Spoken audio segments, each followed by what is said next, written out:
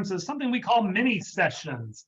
We do mini sessions, and mini sessions are 15 minutes, give you a short spurt of some unique and new activities and ideas. Don't need a whole hour for it. Sometimes we find out that they could have used the whole hour, but we do them 15 minutes and we repeat them to share that passion and knowledge of ag literacy. With this, we wanted to try that during our virtual session as well. So we've got 3, and we're going to talk about books from an elementary perspective. Joining us first will be my proud duo from Iowa, Chrissy Rhodes and Cathryn Carney. Cathryn is the Education Program Manager for the Iowa Ag Literacy Foundation, a former classroom teacher.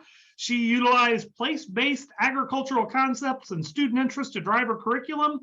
Her graduate work examined student ability to recognize agriculture issues within their community and connect them to science phenomena. Now she does this at Ag in the Classroom. So we are still excited about that. And joining her is Chrissy Rhodes, the current program manager for the Iowa Ag Literacy Foundation. She creates and organizes educational materials, and she organizes educational materials, and she organizes it. Lots of organization. Sorry, anybody that works at the state staff understands that. But she ties them and connects them to formal and informal educators across Iowa, and she manages lots of programs and contests that go along with those. So they're going to talk about a new program that they have called Bushels of Stories. We're going to start with stories, then we're going to move on to Storywalk, and then some new books. So that's your 3 mini sessions right now. But without further ado, I'm going to turn it over to our proud dynamic duo from Iowa, Cathryn and Chrissy. The floor is yours, guys. Well, thanks, Kevin, for giving that beautiful introduction. We're going to go ahead and share our screen. So I forgot to wave when he was introducing us. So I'm Cathryn. I'm Chrissy. Hello. And it's great to have all of you on today. And so, like Kevin said, we're going to talk about a Bushel of Stories, which is a new program that we have here at the Iowa Agriculture Literacy Foundation.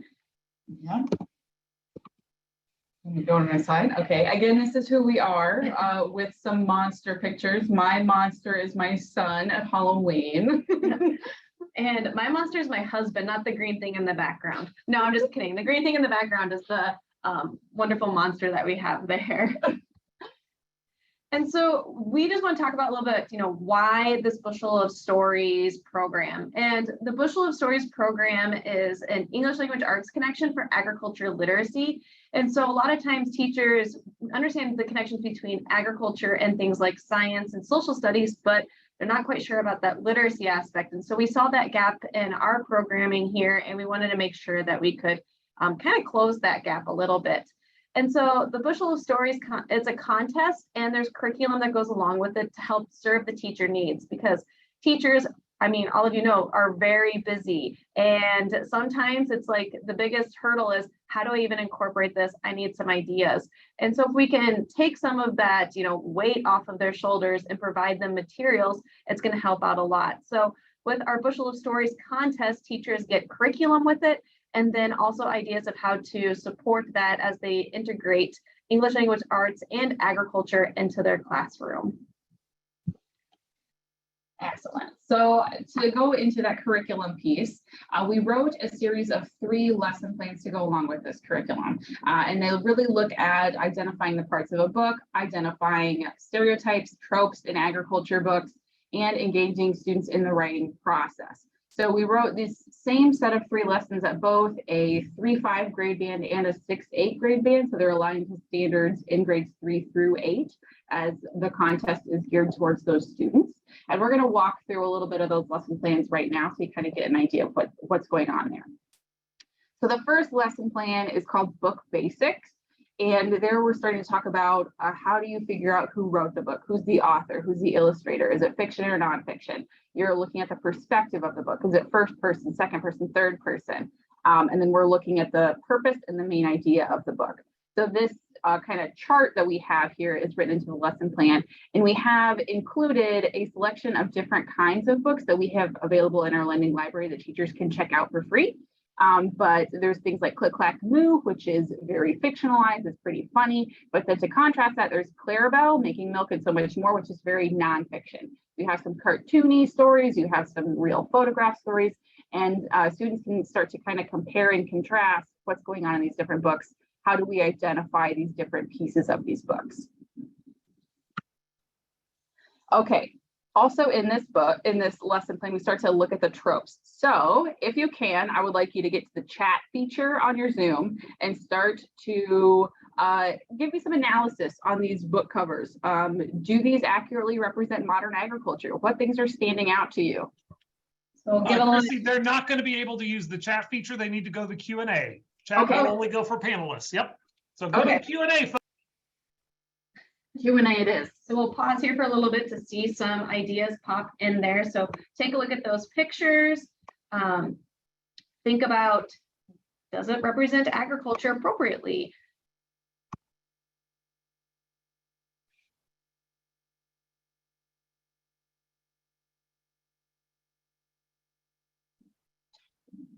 So we're seeing some things come in here now. So we say like talking animals, and that comes up a couple times here. So we're saying no. I mean, animals might talk, right? But maybe they're not actually talking like how us humans do. So using that fictional part. Also see stereotypes. That's a great one. You know, that idea of there's an older white farmer, you know, some farmers today are definitely younger. Some of them are of different colors. And one of the things I taught a course to talk about the Bushel of Stories, and a lot of my participants were women teachers, and they're like, where are the women in farming? I do a lot on the farm. So absolutely that stereotype there. Chrissy, what are you noticing coming in? Farmers wearing bib overalls. Not everybody wears bib overalls. I like to wear bib overalls. Not everybody does. Farmer seems old school because everyone can be a farmer. Stereotypes. Animals do not talk. Animals do not talk. Hey, Chrissy, I don't know if you guys saw the one about feeding the animals, you know, and it's okay for a snack, and we see that at petting zoos, but I think that's a good point too. That's right. Another thing that we come across a lot is the idea of a small amount of different kinds of animals in one facility. So in the real world, we're probably not going to see a pig and a cow and a duck living in the same pen. They have different needs. They have different nutrition requirements. Another comment, the equipment is out of date. Yep, all of those kinds of things. And so this is one of those activities we do as students as we start analyzing, you know, what is in the book and start getting them to critically think about the things that they're reading and interacting with. And to also bring up that concept that, hey, not all books are going to be 100% accurate. How do we choose and know what information is true and correct as we go through? All right, so some of the things we've noted: antiquated technology. A lot of times we see tractors without cabs on them, for example, white male farmers with overalls. I think the statistic right now is 33% of farmers are women, so it's not statistically accurate for all the people to be men. A small number of animals in one place. In the big red barn too, I like to notice that the calf is the same size as the tractor, which is probably not accurate. Just things like that we're noticing. But anyway, the second lesson plan, we're starting to get into the lesson plan is titled Publication Production. So this one is aligned to a lot of social studies standards where we're starting to talk about physically, where do books come from? Where do we get the paper to make the books? How are they printed?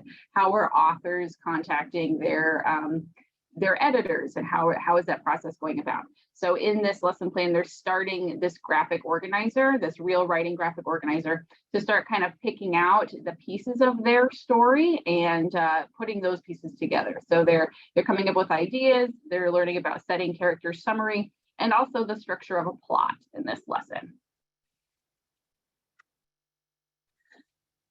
Okay, so then the last lesson, the students are really writing. So basically all the standards in this lesson plan are English language arts writing standards. So they are working with their teacher to edit their stories and come back with a different product. And then the end product, if they follow this lesson curriculum through, should be eligible to be submitted into the Bushel of Stories contest. And so the contest, like we had said at the beginning, is open to grades 3 through 8, and realize that, you know, even though we're talking about this being specific to Iowa, these lesson plans are on our Iowa Ag Literacy website and anyone can use them, but our contest is specific for our Iowa students. And so it's for grades 3 through 8, and there's those different divisions based off of, you know, the needs of the students. And then as they write their story, we really have it broad right now, and it's broad to just food or agriculture, because we want to see what we want to, kind of what we get from it. We just actually are about to wrap up our second year. We have the student winners from our second year, and then we'll be going into the third one. So we're kind of looking at that again. But the goal, though, is to get students to write about agriculture. What do they know? And take their experiences and turn them into that story. And then we have a panel of judges that work together in order to actually choose the top stories in each division. So there will be a winner, if you will, for the 3-5, and then a winner for the 6-8 as well. And then both of those stories get published. And so you actually have a picture here of our, what would it be, 2021? Yeah. You have to remember the years. They've all moved and kind of mushed together. Winner, which is Pick Up the Wonder Pig. And so this story was about the agricultural virus that affects pigs, where they could end up shaking. They end up with this shaking pig syndrome. And so that story kind of told that. And we also work with our artists as well in order to do it. I don't remember, are you talking about that next? Yeah, nope, I don't have a slide about that, but we also work with collegiate students interested in arts to help illustrate those books. So Pick Up the Wonder Pig was illustrated by an art student, a fine art student at the University of Iowa. The other book, if I go back a slide, ABC Agriculture, which was our 6-8 winning book, was illustrated by an Iowa State student who majored in biomedical illustration, which is a really interesting major. She did an excellent job. So that's been a really fun part of that project too. Yeah, so basically our goal is at the end, we have students who are published. So I mean, they're going to be graduating high school and having an actual published piece of work that not only kind of they get a copy of, but we have these copies in our foundation to send out to other schools. So they've been distributed all over the state of Iowa with many different classrooms. So it's not just one location that gets to share that story, but all over Iowa as well. And then these are also available on our website in a digital form. So anybody who goes to our website can see them too. And then it also provides that nice kind of resume builder for our collegiate artist students, where they now have a book that they've illustrated fully and can put that on their resume too. So lastly, here's our contact information. We do have a couple minutes left. If any of you have any questions, we'd be happy to answer any questions. Otherwise, please call us or send us an email. That was really fast, but yes. That was great. And I want to talk about, you've done it 2 years in a row now. What kind of growth did you see, and what kind of changes did you see in what the students submitted after the teachers did it? And let's pick the 2 best years to try something, the COVID year and then the COVID after year. So. Well, we had that planned, No, I'm just kidding. Exactly. It's a little bit hard to compare. We have seen a lot of ABC books. That has been a popular thing to write about. So we're going to have 2 ABC books back to back. So we have a question if there's any programs or contests like this in other states. And there are a couple. We kind of copied this idea from California and Wisconsin. So I know California has a writing contest and Wisconsin has an essay contest. So we kind of took a different spin on it to write a whole book. There's varying things. Another thing though, Kevin, because you had asked, what are other things we're noticing that have needed to be changed? One thing was like how Chrissy mentioned, there's been a few ABC books and it's been really popular. So trying to get students to think beyond that and tell a full story. The contest isn't limited to just fiction or nonfiction books as well. And so we've noticed that when students do a nonfiction book, the scoring rubric that we have doesn't quite align. So if you're thinking about doing something like this with your students or in your own state, consider having potentially different rubrics for fiction and nonfiction, because those books are definitely written differently. So that's something else that we've noticed and we're kind of adjusting to as we are learning in this program. And can you give me a little background? You copied it from California. Why? What was your, and then the lesson plans. Walk me through that. How did you pick? What did you pick? Your background in publishing. So. Yeah, well, this was funded by a Fire Up grant, so I should maybe start there. So the first year was funded by a NATCO Fire Up grant, and we looked really at the standards of English language arts and what needed to be covered. So we kind of started building the lesson plans off that, and then used the social studies standards to kind of connect those dots to the physical, whereas agriculture showing, oh, how do we physically get books kind of tie there. But we've noticed over several years, if we're talking about elementary agriculture books, they're not always super accurate. So addressing that in this writing contest and providing them resources to seek those things out, to find those things, to pick that out when they're reading, and then also just help them write. That was kind of the overarching goal, I would guess. And I guess like your question about California, I came in kind of after Bushel of Stories had started, but sometimes when you're trying to do something, you don't want to always reinvent the wheel, but maybe you might have wanted to improve the wheel or change how the wheel fits on something because of the needs of your own state and your own people. So that's kind of why we went with California at first and Wisconsin, because they already had a really nice program. And Chrissy could probably add more to that as well, but we then wanted to twist it and make it work for Iowa and our teachers and students. Yeah. Right.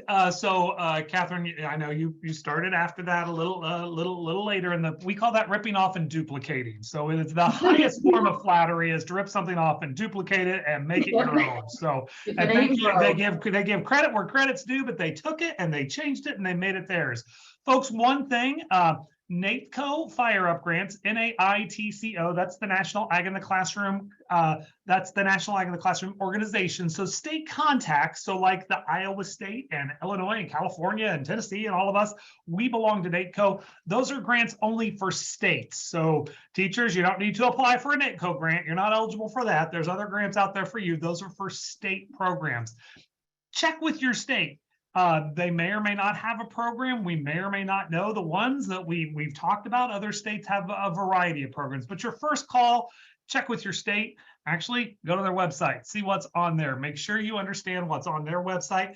Pick out the Iowa stuff. I honestly think the Iowa lessons and the Iowa stuff could be, when I was teaching junior high English, I could have done this in my classroom. This could have been a classroom thing. It could be a statewide contest. It could be whatever. So that's why we brought those on. With that, thank you. Thank you, Cathryn. Thank you, Chrissy. We appreciate your time and your support with that. We're going to turn our attention in mini session format, and we're going to head to New York State. And Cathryn Carr, Carr is going to join us. And real quick here, Kathy, she's a retired Canton, New York elementary school teacher. She was the 2012 New York State Ag in the Classroom Teacher of the Year and has won a White Reinhardt Scholarship for weaving a school garden into relevant curriculum, including a classroom cooking center. Those folks in New York, they cook all the time. We just had the Kapoffs in as well. So all about that, but this idea of a story walk, been around for a while, became immensely popular during COVID, but still has relevance and that kind of stuff. And I'm going to have Kathy tell you about Let's Take a Story Walk. Kathy, I'm going to turn the floor over to you. All right, thanks, Kevin. Welcome from the Adirondack Mountains of New York. We're having a rainy day today, so hopefully this is going to work out all right. All right, so I just am not bragging about myself again, but down here on the bottom, you'll see my contact information. I do have a 2-page Google document that has an outline of my presentation, and it does list a lot of my links, and you can easily link it from the document. So if you want to jot that contact information down here, I would be happy to send that Google document to you. Okay, so what is a story walk? A story walk is where you take a book and you cut it apart and you somehow present it so that people can walk around and read the book, usually on a trail or out in a park or something like that. They're usually put on some type of signs, and it's to encourage literacy, but also to encourage getting people outside.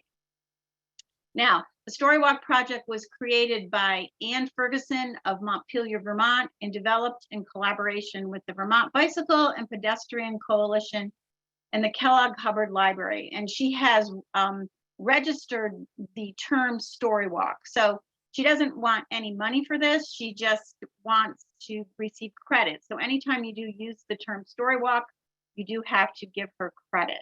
And I will show you a little example of how we do that on our Storywalk.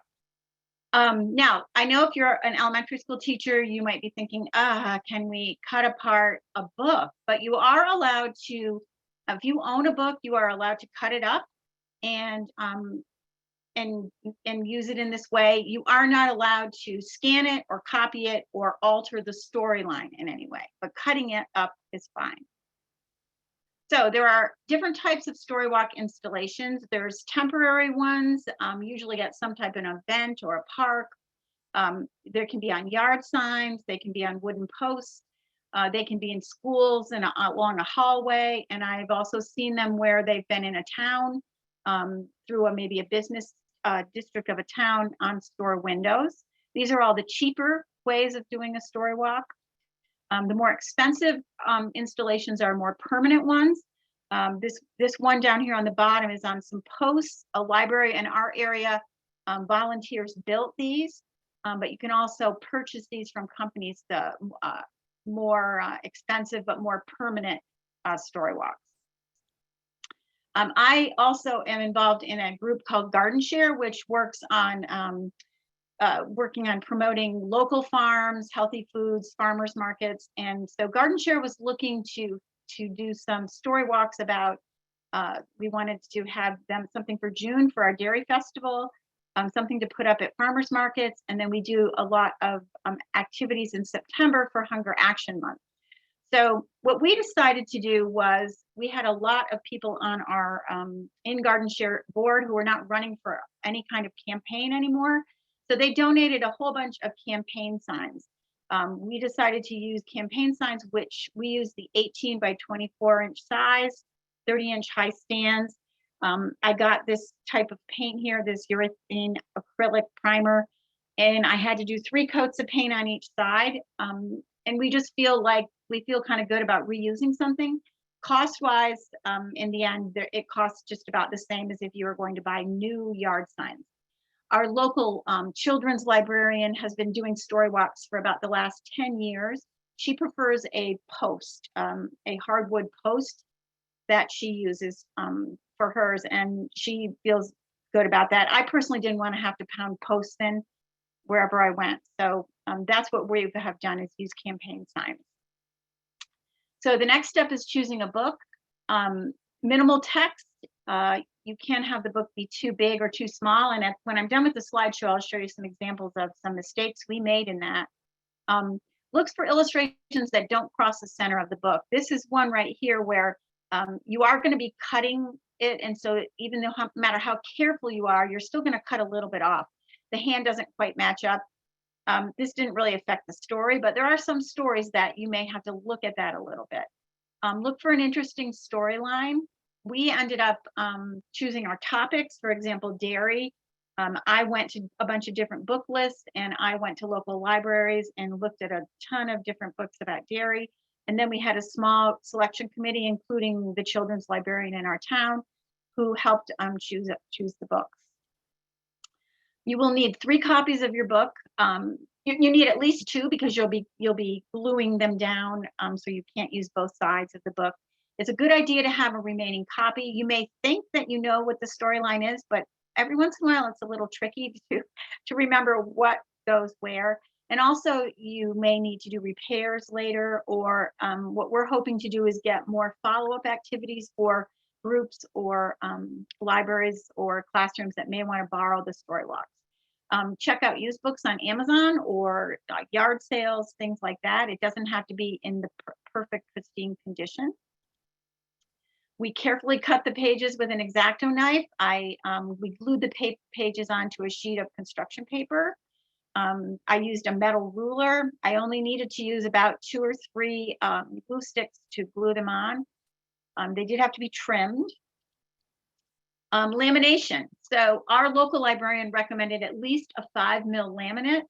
We were planning on using the laminator at the school that I retired from, but the laminator has been broken for the last several months. So our local librarian has a large pocket laminator, and she has offered for us to use it as long as we want. So we ended up buying the larger 11.5 by 17, 11.5 by 17.5 size, which is called the menu size. And we ended up using that large menu size for our laminating our stories.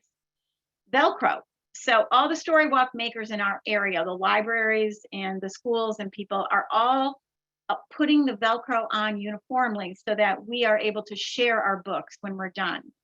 You only will need the hard loopy side to go on your post or your yard sign or whatever you're using. Then you won't need, you won't need that ever again. So you'll just need the soft side to go on your books. You actually can buy Velcro that is only one side. So that way you don't have to worry about wasting money buying both sides of the Velcro that you don't need. Okay, so this is an example of our intro page. We put welcome to Storywalk, start here, read and walk. Right here is the statement about the Storywalk project and how it was created by Ann Ferguson. And then we put Garden Share saying that we produced this Storywalk. There's you can find all kinds of different ways of doing it. We felt that simple was better for the introduction. A lot of places have launch events. A lot of schools or libraries sometimes include guided questions. You might have giveaways, stickers, books, wrap cards, seeds, things like that you might have at the end of your Storywalk. We invited families to share pictures so that on social media so that we can use those pictures. One thing we're going to do is put some QR codes at the end. Maybe you want to link people to your website. Again, we want to get more into having kits and follow-up activities for people to use. This is just a cost estimate that we this for ours and for our first time, because we had to buy a package of 100 lamination pouches. This is our cost for the first time. We figure about $170. For each subsequent book, it'll be about $100 for the Velcro. We won't need to buy the yard signs again, or the paint, but we will need to pay for the books and the Velcro, and we'll use up our lamination. Now, these are all resources that I have, as I said, I've included if you would like that Google document. I do have some resources from the Kellogg Hubbard Library. Also, well, there's 2 pages of all kinds of things. Right now, Storywalk is kind of a popular topic, and there's an incredible amount of information about Storywalks online. So these are just some of the different things I got, but also some book lists. I do recommend the American Farm Bureau. Their book locator is really very, very easy to use. We were also looking for at least one of our books to be a little bit more diverse. We live in an area that's not very diverse. So this book looks right here, this multicultural children's literature in the garden by the Poughkeepsie Farm Project is a 16-page book list, which lists books in Spanish and is just a very good book list. So again, some other book lists. And while I was searching, I found a really good, if you're interested in having a family agriculture night, this is a really good website. And then this was just something about story baskets, putting these in trees. So it might be something that you're interested in. Now, since I did this, I'm going to go back to myself if I can.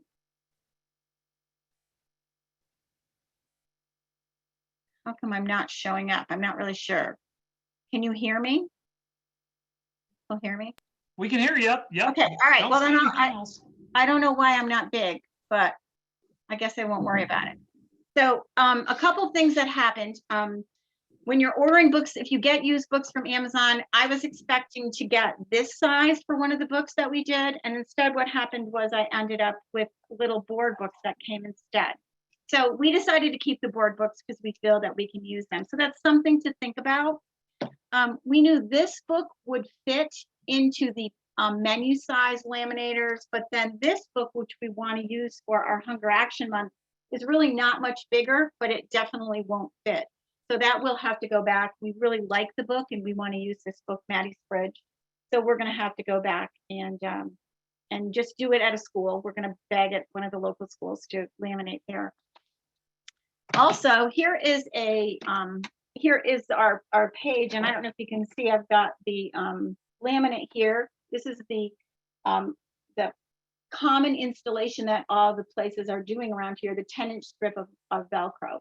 We decided that after we've been doing this summer at our farmers markets, they still blow around a little bit on the yard sign. So we're also going to add a couple dots of Velcro up on our corners just to hold it down a little bit. And we also realized that it's really important to make sure you do leave enough lamination on the top, because one of our books did start to separate from the heat, we believe, because we don't leave ours, we mostly use ours at events. We don't leave ours out overnight. Okay, I feel like I talked really fast to get that all in. So any questions? So yeah, you talked really fast, but you filled your 15 minutes. Wonderful information. I will put a plug in for the Stacy McQueen activity. She, the Family Ag Literacy Night. She's from Illinois. Great resources. I did get some texts and emails offline. Can you calm a librarian's heart when you cut up books? So she's just, she loves the idea, but she is terrified about the thought of cutting up books. It was hard to do. We have to say, when the first time we did it, we were all together and we had to do it together because it is hard to do. Yeah, hard to do. We've got a couple of people that have asked for your email again. I've sent that out. So okay, great. Perfect. Thank you so much. We appreciate that. Again, Storywalk's not just for the pandemic anymore. It's here to stay. It's a great resource, and thank you for sharing. So to fill the next part, we do Illinois. We have a number of books that we do. So some other activities and things that you might be interested in. So I did a session at the national conference on a baker's dozen new books. I'm going to go really quick and give you 30 books in the next 15 minutes that you probably haven't seen. So here we go. First off, a great new book from Alice McGinty. She's an Illinois author, called Feasts and Festivals Around the World. Feasts and Festivals Around the World, from the Lunar New Year till Christmas. All those special holidays you see written on your calendar, she talks about them and how food is integrated to them. One thing about new books coming out that you'll notice is food, very, very food centric. So post-pandemic, very, very food heavy, food centric, but also the environment. That takes us to our next one. How to Say Hello to a Worm. A First Guide to Outside, a great book by Carrie Percival, younger level, and that integration. We heard some of that from planting and growing, where it comes from. Can't leave out our AFBF book, I Love Strawberries, another great book. We heard about that from Julia just a couple of minutes ago. Planting a Garden in Room 6 by Carolyn Arnold. If you're not familiar with this one, you might remember Hatching Chicks in Room 6. Same author, same type. Although the cover seems very elementary, it is very text heavy. So a good book to look at. Talking about integration, Rooftop Garden. This is a great book talking about an urban way of looking at gardening, where things could come from and where they would go. Rooftop Garden by Donna Smith. Next, Uncle John's Garden. This is a historic look at an urban garden. It's a really good book. I really, really enjoy this book. I think you will as well. Next up, The Dirt Book, poems about animals that live beneath our feet. Really good look at soil and how important soil is, but also what goes on in the soil and with the soil. Think you'll enjoy this one. Watercress by Andrea Wang. This did win the Caldecott. A great book, just a great book. Historic look of a young girl reflecting back now as an adult of a young time immigrant family in the Ohio area. They've immigrated to Ohio, and her family pulls off the road and picks some watercress growing wild. I know I've got an uncle that tries to get rid of watercress, but you go to some fine food markets and they sell it as a salad fixing and as a plant. So watercress, just a phenomenal book. Again, you will not be disappointed in it. I've been talking about this before she won the Caldecott. From an upper level perspective, Linda Sue Park, also an Illinois author, Prairie Lotus. Prairie Lotus. When asked who did she read? What did she read when she was growing up as a child? You even heard Peggy Thomas talk about this, the Little House books. What would it have looked like for someone who didn't look like Laura Ingalls Wilder? A great look at a Chinese immigrant family marrying and settling down in a town a lot like Walnut Grove at that point in time. I think you'll enjoy the book Prairie Lotus by Linda Sue Park.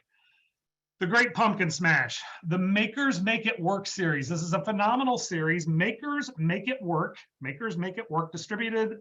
It's by Boyd's Mills Kane. That's the publisher, distributed by Random House. But the Great Pumpkin Smash, this Makers Make It Work series, it is a STEM-based activity, pre-K through 1, high-interest story, then with a cool STEM activity at the end. We use this in Illinois. We grow a lot of pumpkins, and you make pumpkin catapults. Every kid likes making a pumpkin catapult. Every teacher likes making pumpkin catapults. Check out The Great Pumpkin Smash. Honeybee by Candace Fleming, another Illinois author. Just a phenomenal look at the life of a honeybee.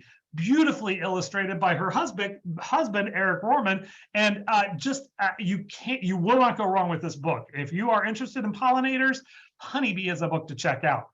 For our upper level audience, in the last 2 years, we've seen more books come out about food and baking contests. Well, think about it. We spent 2 years watching the Great British Bake Off. We spent 2 years watching Chopped. We spent 2 years cooped up, and there's lots of new young adult literature all featuring food and baking. I am positive that there are more books on food and baking and cooking contests at that young adult level than there are vampires right now. One of my favorites is A Taste for Love by Jennifer Yen. A really good book, ethnic diversity, plus talking about cooking and where food comes from. You'll enjoy A Taste for Love. Chickenology, the ultimate chicken encyclopedia. This is not a read aloud. This is the ultimate chicken book. It is a DK, it's similar to a DK eyewitness book. All the facts you ever wanted to know about chickens. Again, all of these books have been released in the last 1.5 to 2 years. You cannot go wrong with Try It, How Frida Kaplan Changed the Way We Eat.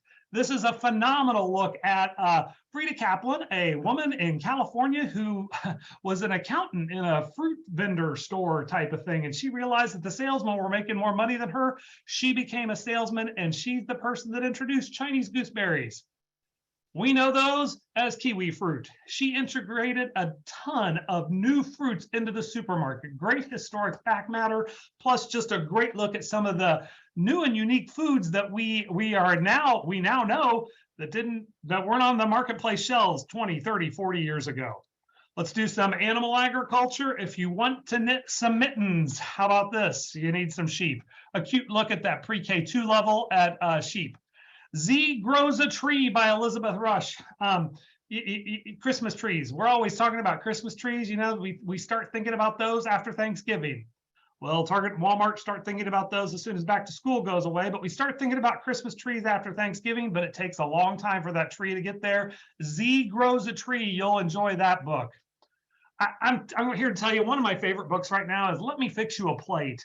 It's A Tale of Two Kitchens by Elizabeth Lilly, and it really looks at food and the importance of food and family and how things are different. It tells the story of a young girl who, she and her family, they get ready to go on vacation, and they go to Dad's parents first, and things are different at Dad's parents. And after being there for a couple days, they load up the minivan and they head to Mom's parents, and things are even different there. Whereas they were soft and quiet at Dad's parents' house, they're loud and things are raucous, and things are different at Mom's parents' house. Then they come back home and they fix a plate, and things are different at home. A really good look at that. Another book by Alice McGinty, an Illinois author, The Buzzy Bee Book for Kids. We talked about a pollinator book earlier. Here's a pollinator book for our elementary students. That pre-K through 2 book on bees. You can't go wrong with it. I'm a huge Barn at Night fan. I'll cut to the chase. It's about a barn at night in the winter, and what goes on in barns, and how things happen, and animal care that happens. It's not all petting zoos and nice and fluffy outside. The work that goes on in a barn at night. The Water Lady by Alice McGinty. Love this biography of Darlene Aravoso, who helps a thirsty Navajo nation. Her job as the Water Lady is to deliver water to people who need it. They don't have the water. Count yourself fortunate. You turn on the tap and clean water comes out. She's talking about the people that need to have their water delivered to them. You'll enjoy The Water Lady by Alice McGinty. From our school perspective, Saturday at the food pantry. School's starting, things are getting ready to go again, and we didn't pass the free lunch bill again. So what's going to happen? I keep telling my Summer Ag Institute participants, gas and groceries. You want to talk about agriculture? That's what we're talking about right now, gas and groceries. So this is Saturday at the food pantry, talking about what happens when a young girl goes to the food pantry for the first time. A really nice look at what happens in the food pantry. It would be one to add to your collection, no matter where you teach. What's Inside a Flower? This is a really, really good book. What's Inside a Flower? Probably not a Storywalk book, very, very text heavy, very, very text heavy, but really good look at what's inside a flower and how we get to how we get flowers and ornamental horticulture, how it all exists.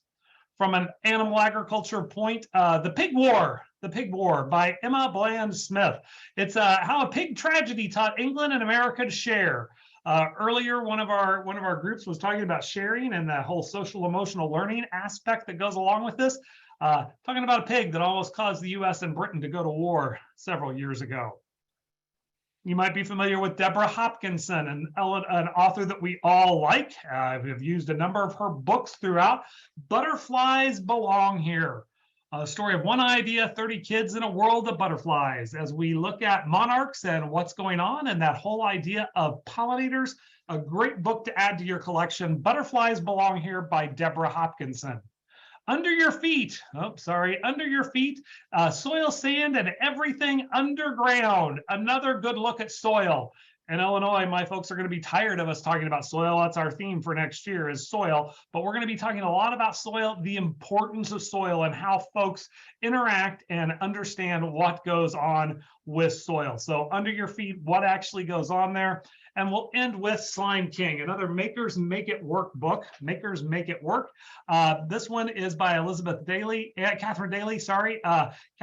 and Slime King from the Makers Make It Work series. Our young character, our young hero of the book, Leo, he's having trouble staying engaged as a student because he's got a side hustle. He's making slime, and he's making tons of slime for his students, and the teacher redirects him and gets him to use his slime business acumen to help him with a presentation. In the end, he ends up making slime. Our goal is we don't make slime out of the glue. Instead, we make corn plastic, and we talk about it. Great ways to integrate agriculture. Most of these, not all of them, but a number of these books could be used for your story walks, could be used for your descriptive terms where you're trying to get people to understand place and character and setting and whose voice is it in. All of these have great, and what does the accurate agriculture look like, and how does it interact with what they see around them? So that's a really quick look at some books on new books that you might not be familiar with. Again, the theme of this mini session was using literature related to agriculture. So we have the Storywalk concept. Write your own, or here are some brand new books for you. Whew. Thank you very much to Kathy Carr, to Chrissy, and to Cathryn from Iowa for joining us. Folks, if you're interested in this entire book list, check out Illinois Ag in the Classroom, the Illinois Agriculture in the Classroom on Facebook. I'm going to put that right there right now. I don't have time to send it to you all, but if you go to the Illinois Agriculture in the Classroom Facebook page, it will be there, this whole list of books that you could use. With that, a reminder, again that all of these sessions are being recorded. We will give us a day or two. Early next week, we'll send you out the email with the recordings and your certificate of attendance for attending. There'll be an evaluation and the information on the door prizes. We're really excited that you could join us today for another section of our virtual National Agriculture in the Classroom conference. We'll start again at the top of the hour. Our next session is Sunat, the Harvest of the Month, a unique program that Minnesota is using to talk about their Harvest of the Month. With that, again, big thanks to our friends from Iowa and New York. With that, we'll see you at the top of the hour. Thanks, folks.